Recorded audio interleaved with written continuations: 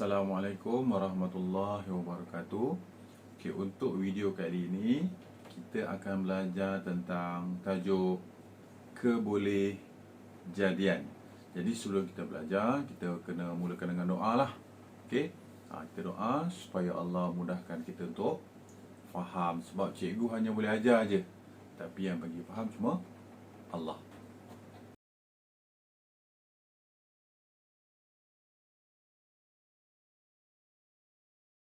Okey, sekarang saya akan terangkan maksud kebolehjadian. Kebolehjadian ni maksudnya ialah kemungkinan sesuatu peristiwa akan berlaku. Okey, jadi dia ada 5 kebolehjadian. Okey, yang pertama pasti. Kemudian yang kedua mustahil. Kemudian yang ketiga sama kemungkinan. Kemudian yang keempat besar kemungkinan.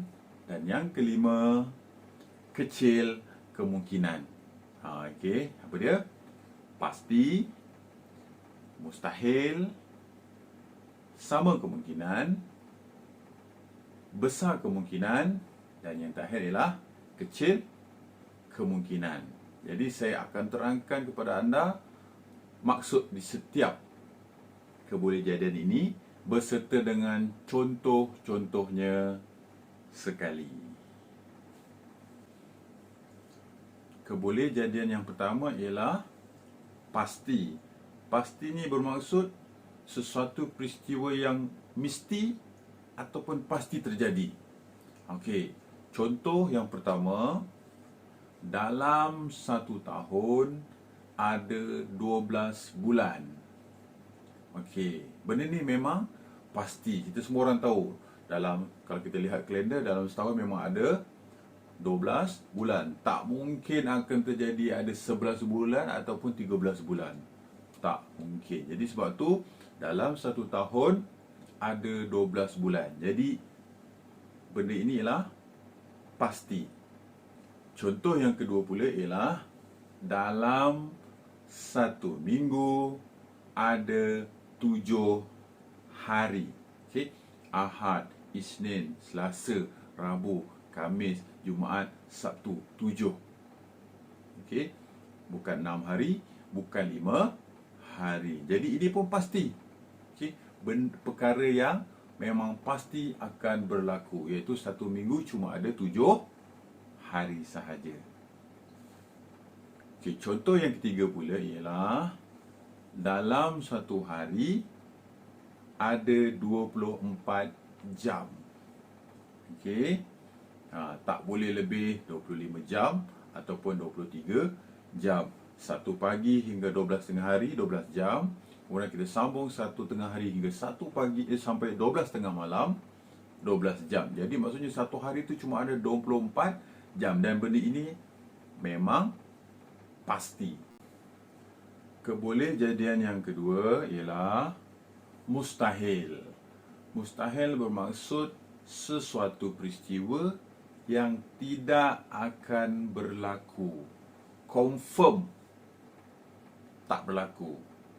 Okey, dia berlawanan dengan pasti.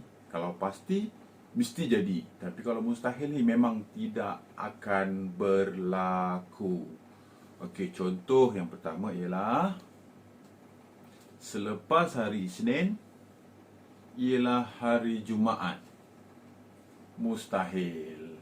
Kan semua orang tahu selepas hari Isnin ialah hari Selasa. Jadi kalau kenyataan tu ialah selepas hari Isnin ialah hari Jumaat. Jadi kebolehjadiannya ialah mustahil. Contoh yang kedua pula ialah ayam beranak. Mustahil. Mana ada ayam beranak kan? Ayam semuanya bertelur. Okey. Jadi kebolehjadian ayam beranak ialah mustahil juga. Contoh yang ketiga ialah pentagon. Ingat pentagon. Pentagon bentuk macam mana, ingat. Pentagon ada 4 bucu. Cuba kita ingat, pentagon ada berapa bucu? Okey, mula-mula segitiga. Segitiga ada 3 bucu. Kemudian segi empat ada 4 bucu. Pentagon kita ada 5 bucu. Jadi bila diberitahu pentagon ada 4 bucu, maka kenyataan ini juga mustahil. Kebolehjadian yang ketiga ialah sama kemungkinan. Sama kemungkinan ni maksudnya ialah kemungkinan sesuatu peristiwa itu berlaku ataupun tidak berlaku sama besar. Maksudnya sama ada dia berlaku ataupun tidak berlaku. Maksudnya dia sama. Boleh jadi ya ataupun boleh jadi tidak. Biasanya untuk sama kemungkinan ni dia hanya melibatkan 2 kemungkinan saja. Sama ada macam saya beritahu tadilah, ya ataupun tidak. Okey. Contoh yang pertama, okey, ni duit shilling. Okey, dia ada kepala dan ekor. Okey, ni kepala. Okey, yang ni ekor. Jadi bila kita baling, kita cuma akan dapat sama ada kepala ataupun ekor, kan? Susah, mustahil dia duit tu boleh tegak macam ni, kan? Sama ada dia dapat kepala ataupun dia dapat ekor. Jadi maksudnya kebolehjadian untuk mendapat kepala atau ekor ialah sama kemungkinan antara 2 sahaja, sama ada ekor ataupun kepala. Contoh yang kedua ialah dadu. Okey, semua orang dah pernah tengok dadu macam mana, kan? Dadu ni dia ada nombor 1 sampai nombor 6. Jadi peristiwa untuk mendapat nombor genap. Okey, jadi mula-mula murid kena tahu nombor genap tu apa dia. Nombor genap ialah 2, 4, 6. Jadi ada 3 nombor genap. Kemudian apa pula nombor ganjil? Nombor ganjil ialah 1, 3 dan 5. Jadi ada berapa nombor ganjil? Nombor ganjil pun ada 3. Jadi dekat dadu tu ada 3 nombor genap, 3 nombor ganjil. Sama. Jadi bila kita baling dadu, untuk mendapat nombor genap ialah sama kemungkinan. Kerana apa? Sebab nombor genap ada 3, nombor ganjil pun ada 3. Apabila dia sama bilangannya, maka kebolehjadian adalah sama. Dan contoh yang ketiga ialah ibu yang mengandung, kebolehjadian untuk mendapat anak lelaki ataupun anak perempuan pun sama kemungkinan. Jadi kita tak pasti, okay, sama ada anak lelaki ataupun anak perempuan. Dua-dua boleh jadi, kan? Bila lahir tengok, oh dapat baby boy ataupun baby girl. Okay, jadi dia sama kemungkinan.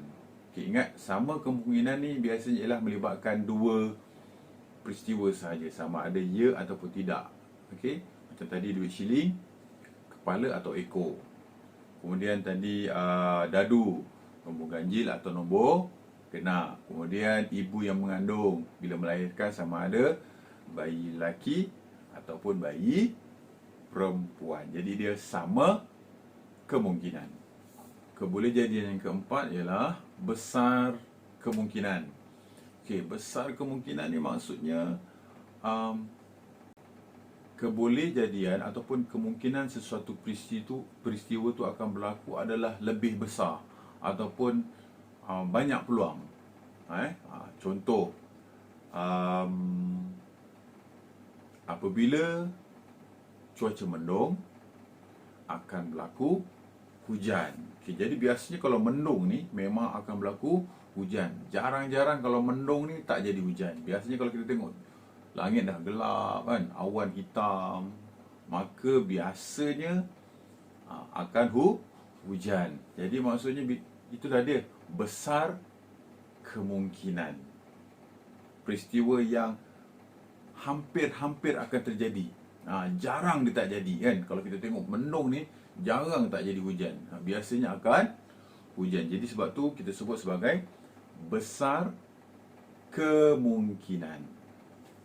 Untuk contoh yang kedua ni kita kaitkan dengan isu semasa sekarang, kan. Okey, contohnya ialah individu yang tidak patuh kepada SOP